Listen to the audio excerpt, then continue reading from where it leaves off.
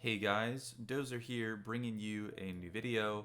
Going to be talking a bit about the supplemental set, do some predictions, do some wish list type of deals, and have a bit of a discussion because with Nats finally concluding and seeing how the meta shaked out, it's going to be really interesting to see how LSS moves forward and add some variety back into the game now that Runeblade again seems to be the dominant deck and hero.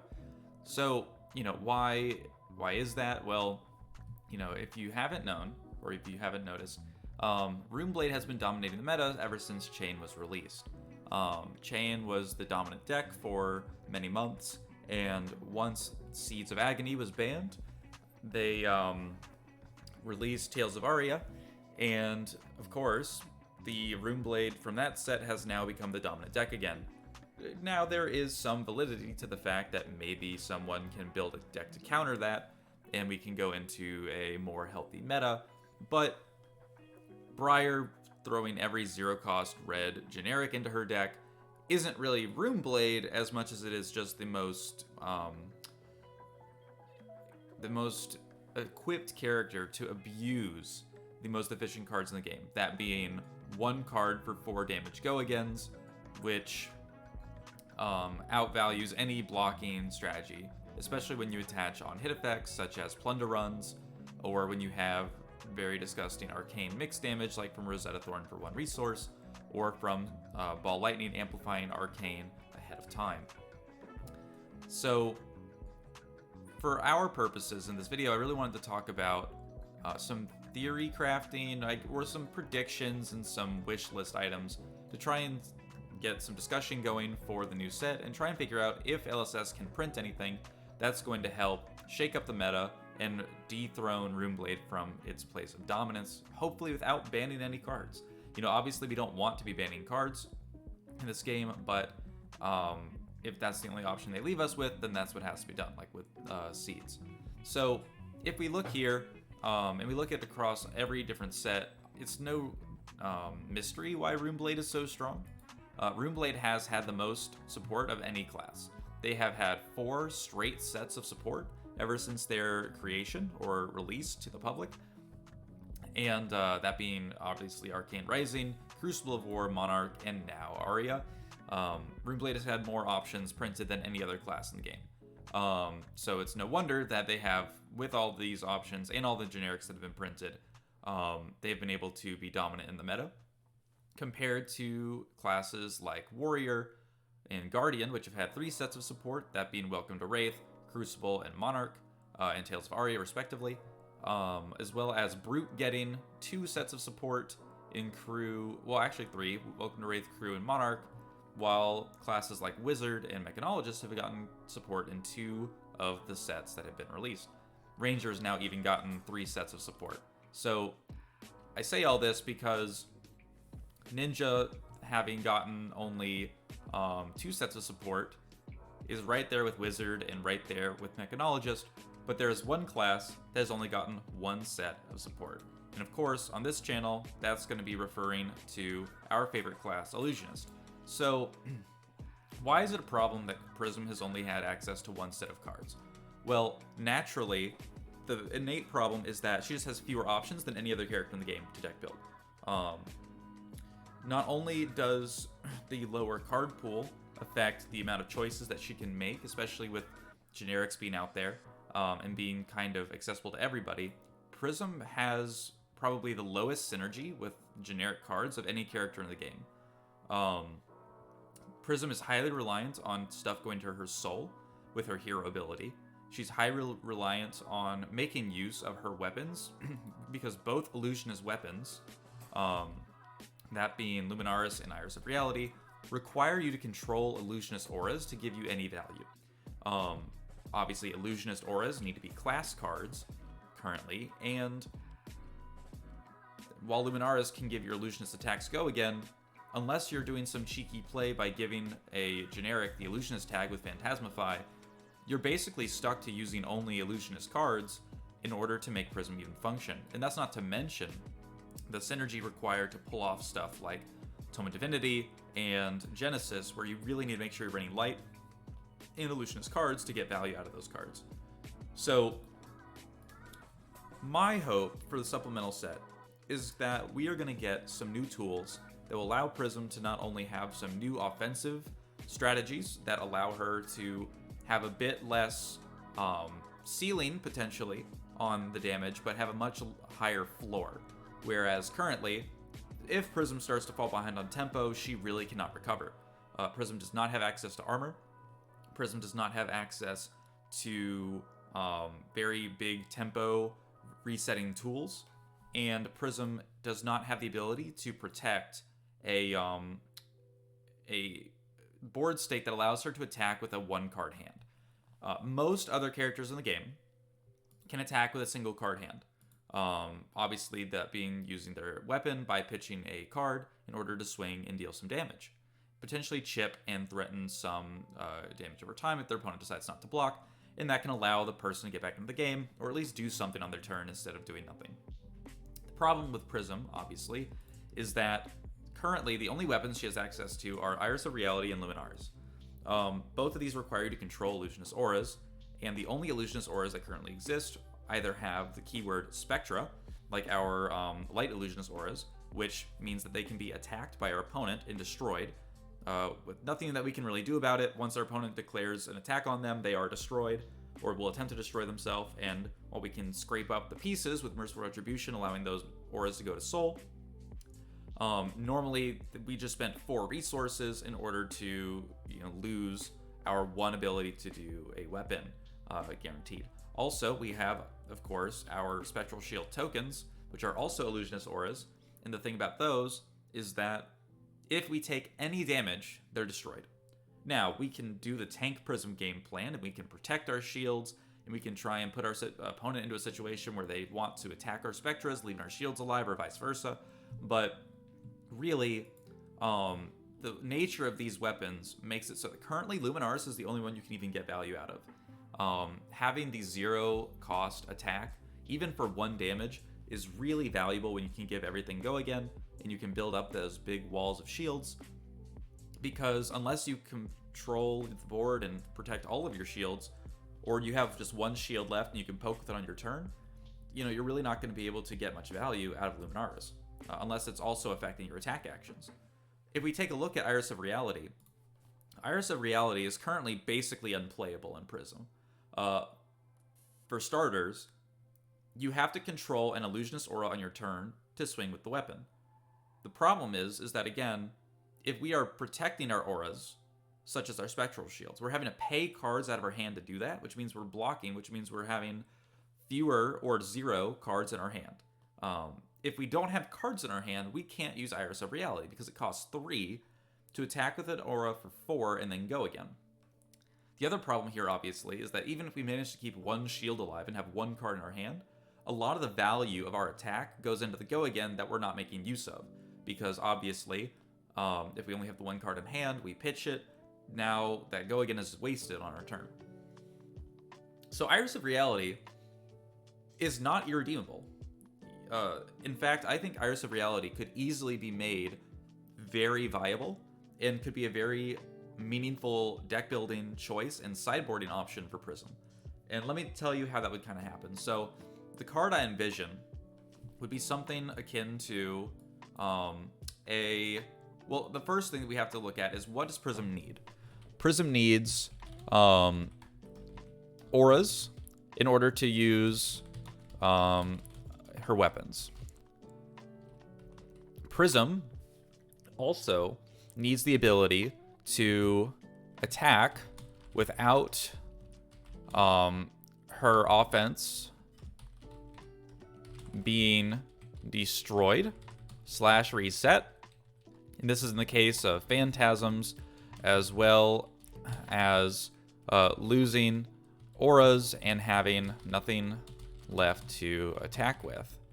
And if we just look at those things, also Prism needs more cards that block, right? Because currently she has to run a lot of instants, right? So currently, those are the 3 things that Prism really could benefit from having.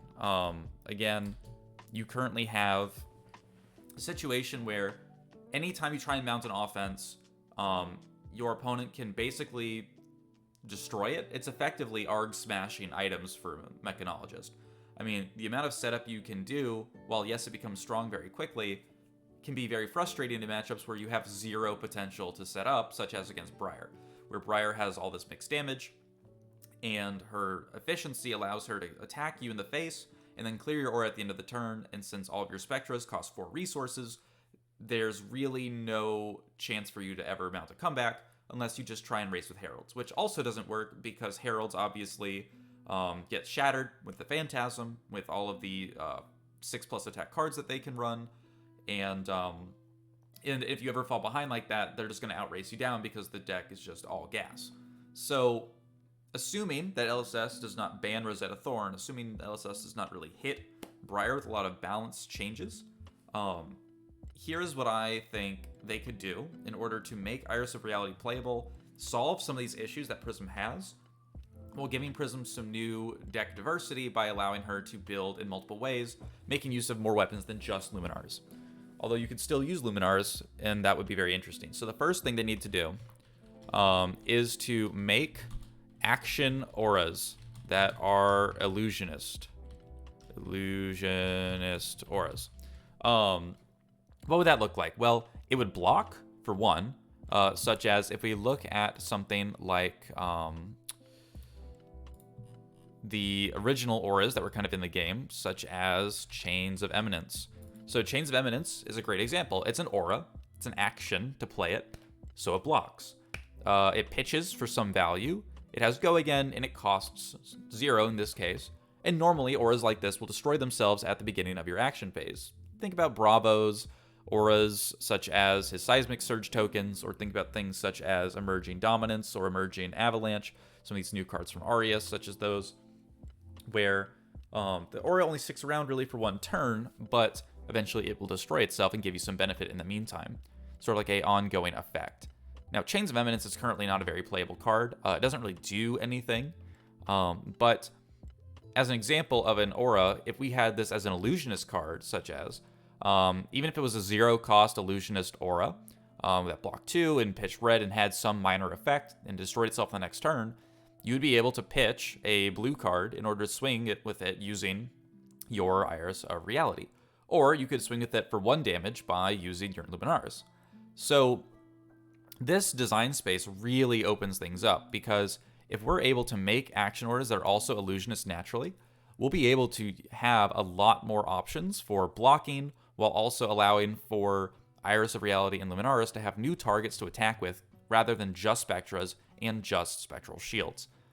Additionally, because auras like these are not normally interactable by our opponents, such as things like Chains of Eminence, our opponent can't remove this until it naturally destroys itself. Having this in our arsenal, well, not in our arsenal, I guess that's not a good term for Fab, having this in our toolbox, rather, would allow us to have a aura, potentially, that would stick around for multiple turns on, let's say, a timer, and then at the end of that timer, it would go away, but in the meantime, we would have a target to use our weapon on. It might not even do much while it's out on the board, but just giving Prism the ability to use a card to swing for damage on her turn is immensely valuable, and is something that she's really lacking, and basically prevents her from even using half of her class's weapons. So let me paint a scenario for you. So let's say there was a illusionist aura, right? So let's say it was red pitch. Let's say it costs 3 resource to play. Let's say it was an illusionist aura, action aura, right? What I propose would be something like a delayed prismatic shield. So we could call this, Fountain of Illusion, for instance. And basically all it would do is it would have go again, and then it would have at the start of your action phase, create a spectral shield token. During your, so well, first we'll have to make it, rules texty here. So when Fountain of Illusion enters the arena, place 3 charge counters on it. At the start of your action phase, create a Spectral Shield token, and during your end phase, remove a charge counter from Fountain of Illusion. At the end, during the end phase, during your end phase, if Fountain of Illusion has 0 charge counters, destroy it. So what does this card do for Prism, if such a thing were to exist? Well, the first thing that it would do is, if we compare this to Spectral Shield or Prismatic Shield, Prismatic Shield is an instant that costs 3 to play and is a red pitch, and it's an instant. So it creates 3 Spectral Shields on demand, which allows you to immediately use them and start putting out pressure on your opponent. Whether that's with Merciful Retribution plays, Luminaris, or Iris of Reality plays even. However, when you can't protect those shields, they basically don't give you much value at all. Obviously with Luminaris, Prismatic Shield red is a very good card to get those pings in, but if you don't manage to defend those, you would not be able to use your Iris of Reality at all. However, if you were to, instead of getting all 3 shields at the same time, but to instead get 1 shield per turn, you'd be able to guarantee that you'd be able to swing with your Iris of Reality at least once on the turn that you played this card, if you had a 3-card hand. So you play the aura, pitch a blue to play it, it has go again, you pitch a blue to swing with the aura itself, Fountain of Illusion. And then at the start of your next turn, it would create a Spectral Shield token, and then you'd be able to pitch 2 blues and swing 2 times for 4, using Iris of Reality. And every turn, you'd be able to swing for at least 8 damage with 2 blues. Giving Prism effectively a very useful aura, weapon, and pitch outlet, while also precluding her from needing to block for her shields the entire time and preventing her from doing any offensive pressure at all. Now, maybe 3 is too strong. Maybe the card would only need to last for 2 turns, right? Making 2 Spectral Shields for you, but allowing you to swing with that Iris of Reality a couple times before it destroys itself. Having something like this would, again, just be a really good way for Prism to make use of the fact that Iris of Reality can actually attack things, or that it can use auras, right? There's no reason for Iris of Reality to be restricted to light illusionist auras or the token auras, and giving Prism more cards that are auras, and those being action auras, which means they could like block 2, would allow Prism to just have that bit of extra oomph, right? I think this would be a really great design of a card. It would completely change deck building for illusionists, because now they're heavily incentivized to build a lot or run a lot of blues in order to guarantee that they can swing their weapon efficiently every turn. They're also going to be incentivized to run maybe fewer phantasms, because in this world, you would probably want to swing with your aura weapons a couple times and then finish your turn with a phantasm, such as Enigma Chimera or Phantasmaclasm. I think that would be a really interesting way to give that play pattern an interesting payoff, especially because currently the illusionist cards that exist, those being Phantasmify, Enigma Chimera, Spears of Surreality, and even blue Prismatic Shield, are basically unplayable. And I think that removing the necessity of needing the yellow pitch to give your cards go again, and allowing your shields to lead the way with go again into a Phantasm finisher on your turn, I think that'd be really interesting. So that's the first card that I would propose and hope that we see something similar to in the new supplemental set. So card number 2 that I was kind of thinking up was a way to address one of the other problems that Prism has. Obviously, this fountain card, right, would be able to solve the issue of block. It would solve the ability to have auras that we can use as weapons, and it would allow her to attack a bit more effectively because she's not having to rely on blocking out with her auras every turn to attack at all with her weapon.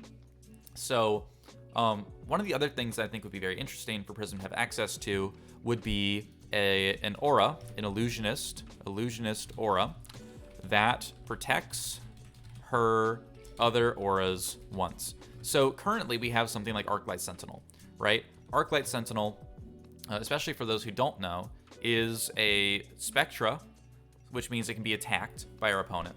Illusionist Aura instant, which costs 6 resource to play.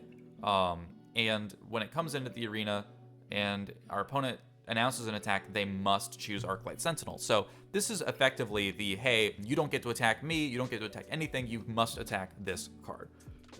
Now in Flesh and Blood, that's very powerful because when they attack this card, their turn is effectively over. Go Again won't trigger, on play effects won't trigger, and Arclight Sentinel will absorb whatever they're trying to do and effectively end their turn. Arclight Sentinel, therefore, is really, really impactful and really powerful, but it costs 6. And the problem with that is that a lot of the time, Arclight Sentinel is all you can do on your turn. Sometimes you can pitch 2 blues and you can play this from Arsenal and have 2 cards in hand. Maybe that's a pitch a yellow to swing wide with your Luminaris, and then maybe that's arsenaling that other card. But a lot of the time, Arclight Sentinel wastes your turn just as often as it wastes your opponent's turn, accomplishing really nothing for either party. However, I think Prism would highly benefit from access to a card that was more designed to protect her auras rather than protecting herself. So currently, ALS protects not only auras, but also Prism herself. Which means that, obviously, since they have to attack Arclight, you can use this to stop like a big crush effect coming in from a Bravo when he comes in with the Dominated Crippling Crush, if you respond to the Dominate, right? Or if he has a Towering Titan, you can pop the Arclight Sentinel in response to the Towering Titan, and now that 8 damage or whatever it was is wasted because now it's going to go straight into the Arclight.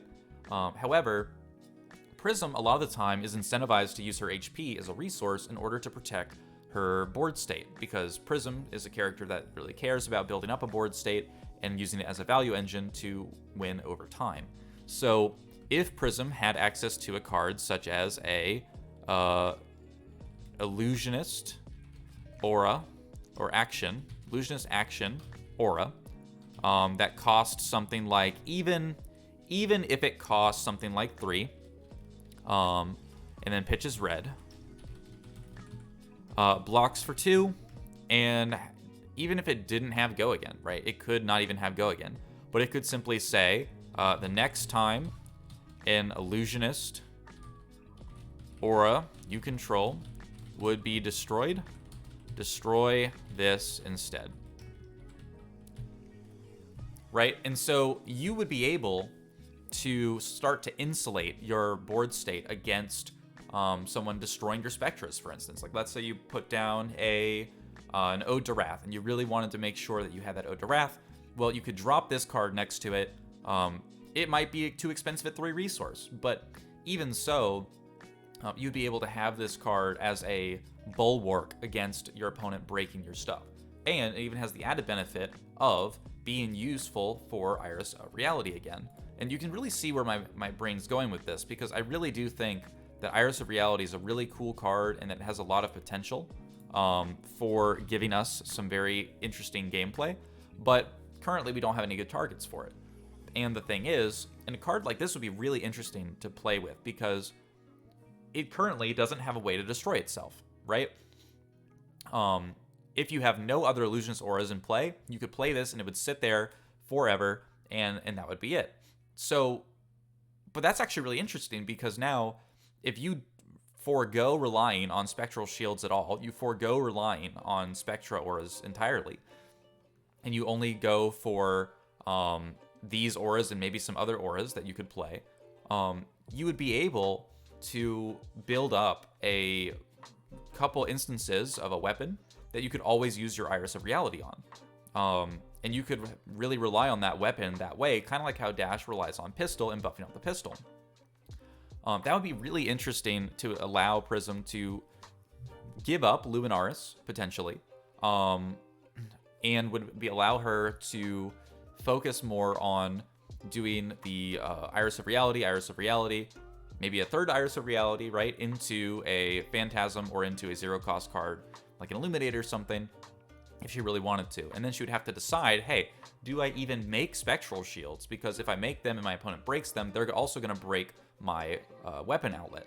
So that could be an interesting way to deck build for, and it would also give her that other flexibility of, hey, well, maybe I'm fine with it breaking my, my whatever this card would be called. We could call this, like, you know, what do we want to call this? We could call this something like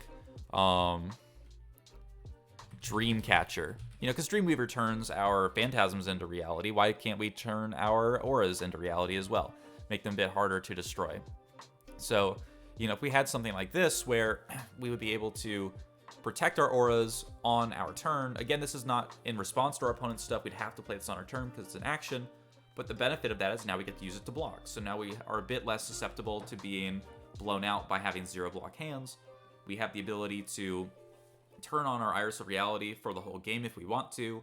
And we have these interesting decisions to make in deck building as well as during the game. So I think this would be a really interesting way to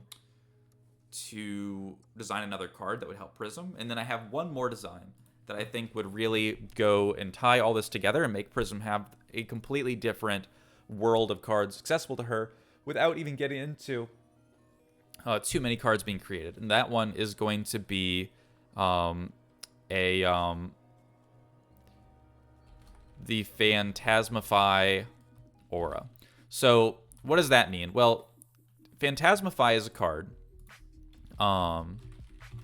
that turns our attack into a illusionist attack and gives it Phantasm for a big attack buff, to be fair, right? Phantasmify gives you 5 damage for 1 resource and puts Phantasm on something. So it's a pretty big trade-off. I mean, it's a very efficient card when you already have Phantasm, because obviously you're not going to give it double Phantasm. But if you were to use this on a non-illusionist card, then it would be about a net neutral, because Phantasm is worth -2 points, and you know this math works out with other cards in the game. The thing is that currently there are a lot of auras in the game. If we just look up the word aura, and we go to generic, because those are really the only ones that Prism has access to currently that we don't already talk about. We have stuff like Chains of Eminence, Enchanting Melody, and even stuff like Quicken Tokens or things like that. I think there are a lot of opportunities for Prism to use new auras that get printed if we could turn auras into illusionist auras. For instance, this card could simply be a illusionist action aura that simply, like, it could cost 0. It could pitch red, and it could block 2, and it could just say illusionist or auras you control, and then we could look at the wording on Phantasmify. You might see where this is going.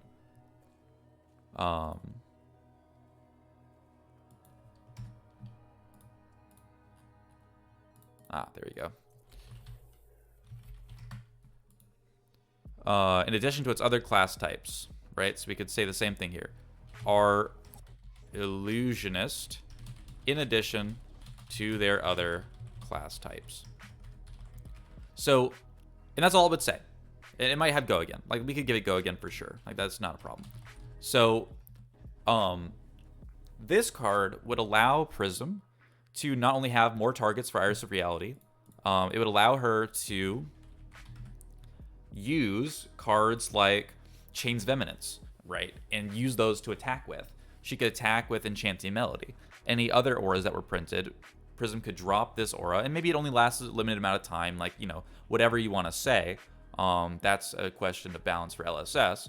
But giving Prism the ability to, or any illusionist, the ability to turn new auras that are released into weapons that they can use would just give them a lot more interesting deck building opportunities, because currently even Merciful Retribution is an interesting card because it works with every aura in the game. Now, not every aura will go to your soul, because only light cards can go to soul if they're non-token. But any aura that's destroyed makes Merciful Trigger to deal arcane. So if you have like an aura Prism or an aura illusionist, you'd be able to turn more of your auras into illusionist auras to attack with, and then when they pop, you get that bit of extra arcane that you would have gotten anyway, even as Merciful Retribution already reads. You know, if you already play something like a Frostbite token, or if your opponent plays a Frostbite token effect onto you and it pops, Merciful Retribution procs off of that. So giving you the ability to use stuff like Chains of Eminence and other generics would allow Prism to just have those more, or any illusionist could do the same thing. Just more options for deck building, using Iris of Reality more, using Luminaris more, because you could still do that. It would just give you a much more resilient offense that wouldn't be so susceptible to just taking so much mixed damage. And again, they could last for a limited amount of time. They don't have to last forever. Although some of them probably should be able to last forever if you build your deck around it, such as, again, the Dreamcatcher idea, where it stays around until another illusions or you control will be destroyed. So you kind of would have to pick and choose. You'd be like, okay, well, maybe I want to run this Dreamcatcher card to keep my Chains of Eminence around for another turn. But maybe also you want to only run Dreamcatcher because you want to do that with Phantasms and you want to build up just an offensive, like, illusionist Phantasm aggression plan. Or maybe you want to use it to insulate yourself against other effects. So with just these three concepts of turning auras into illusionist auras, having an aura that protects your other auras and not your face, and having an ability to generate more targets for her weapons, I think would give Prism just a ton of stuff, and that's really what I'm hoping we see in the supplemental set. The other thing that I would say I would really like to see in the supplemental set would be more illusionist attacks that are not heralds, that would allow Prism to have a sort of a toolbox. So currently, the coolest card in my mind in this game is Phantasmiclasm. So Phantasmiclasm, when you play it, lets you look at your opponent's hand and choose a card and put it on the bottom of their deck. They then replace that card by drawing a card. Comes in for 9 damage, which is normal for a Phantasm card. You get the 2 extra damage compared to a Raging Onslaught, which has the same stat profile otherwise. And you get to either potentially improve their hand quality or decrease their hand quality. So the other ability is basically a wash and kind of is a net neutral. However, Phantasmiclasm is one of the most interesting cards in the game to me because of how many decision points it gives you. There's so many interesting things about knowing the matchup and using it properly that makes Phantasmiclasm a really awesome card, and it comes in for a lot of damage too, which is also great. What I really hope is that in the supplemental set, we get more cards like this that are illusionist, not light illusionist. They have an interesting on-play effect or an interesting on-hit effect, and they have a variety of different effects, such as how Phantasmiclasm does, or they might do something like reducing your opponent's attack on their next turn, like the damage that their first attack is going to deal. Or maybe it prevents your opponent from getting go again on the next turn if it hits. Things like that where it gives you a bit more on-hit pressure that's not just raw damage to allow you to really get a payoff for actually landing the Phantasm. Because obviously if your opponent can pop your Phantasm, then obviously you aren't going to be able to, you're not going to be able to hit them anyway if they pop it. So the fact that you're putting yourself in this precarious position for a little bit of extra damage, we should really get a bit of some extra reward for landing them. Just like how Erudition gives you reward for landing it or other cards. And the reason I say it's a toolbox is because if you can put more of these illusionist non-light cards, the benefit of that is that they go to the graveyard when they hit. Heralds go to your soul when they hit, which means you'll never see them again. The best card, I think, for Prism's design space is going to be Herald of Rebirth. Herald of Rebirth, when it hits, you get to put any card with Phantasm from your graveyard on top of your deck, which basically means any illusionist attack action card. So, if Prism and illusions in general had more access to more impactful Phantasm cards, as opposed to simply vanillas like Enigma Chimera is, Herald of Rebirth would allow you to run 9 of these and threaten that you could get back whatever you've already played that game and start reusing them kind of like a toolbox. Where it's like, hey, for this situation, I need the card that removes Go Again. Or hey, this is the card that if it hits, I need to reduce their attack on the next turn. Or if this one hits, maybe it reduces Arcane on the next turn. Or maybe I want Phantasmify back to mess with their hand. Herald of Rebirth would allow you to do that, and it would be a really interesting way to give Illusionist some more, high complexity tools, while also allowing Prism to benefit from it as well by synergizing with the Herald that she already kind of doesn't get to use. Because currently, if we look at the Illusionist cards, a lot of the Heralds are pretty good. Like Protection's really high value, Ravages is okay, Triumph is okay, but most of the time you're running these Heralds because they work with your Genesis and they give you pitch to turn on your Luminaris and they get the Go Again. And that's really the main reason you run them. Cards like Enigma Chimera do a lot of damage, where it's 8 damage for 2 resource, but again, that's only the trade-off of having the Phantasm. It doesn't have an 8 Go Again, and so without Luminaris, or without the yellow pitches, you don't even get to really do much with this other than throw a big attack out. So we can also look at the other Illusionist attack, Spears of Reality, where it says that it has Go Again naturally. But with Luminaris, obviously we waste a lot of that value. So this card is clearly designed for draft, for one, but also for blue-heavy Iris of Reality decks. So what I'm really hoping for is that when we see the supplemental set, that we are able to kind of move away from the Herald game plan, where it's like, oh, well, I feel like I have to run the Heralds because I have to run the light cards. I have to run Tome of Divinity. I have to run Soul Shield and Vestige of Soul. I have to run all these cards, rather than saying, okay, well, I like Luminaris because I like my Herald of Rebirth having Go Again, and I want to get some more interesting Phantasms back to my hand, but I don't want to lose them by having them go to my soul. So if I just had the Illusionist cards come back on top of my deck, that would give me a lot more longevity in the game, rather than only being able to use it on cards that you had to block with, or cards that you didn't manage to hit with.